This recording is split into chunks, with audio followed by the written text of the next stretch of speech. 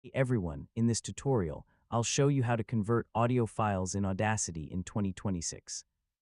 Audacity can import and export several common audio formats, making it useful when you need to change an audio file from one format to another.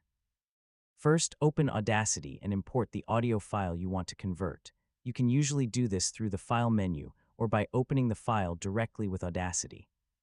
Once the audio appears on the timeline, check the waveform and listen to a short section. Make sure the correct file has been loaded and that the audio plays normally. You don't need to make any edits if your only goal is conversion. The important step is choosing the appropriate export format. Open the File menu and look for the Export option.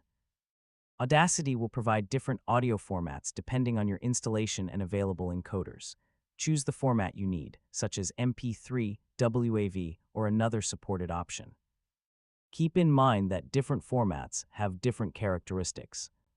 For example, compressed formats such as MP3 can produce smaller files, while WAV is commonly used when you want high-quality audio with minimal compression.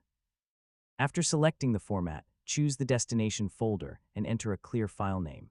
If quality options are available, choose settings that match how you plan to use the converted file. Then confirm the export and wait for Audacity to finish processing. The time required depends on the length of the audio and your computer. When the conversion is complete, locate the new file and play it using a media player. Check that the audio is complete and sounds as expected. Remember that converting between compressed formats repeatedly can reduce quality, so it's better to keep an original high-quality copy whenever possible. If you need another format later, return to the original project or source file and export again rather than repeatedly converting an already compressed copy. And that's how to convert audio files in Audacity.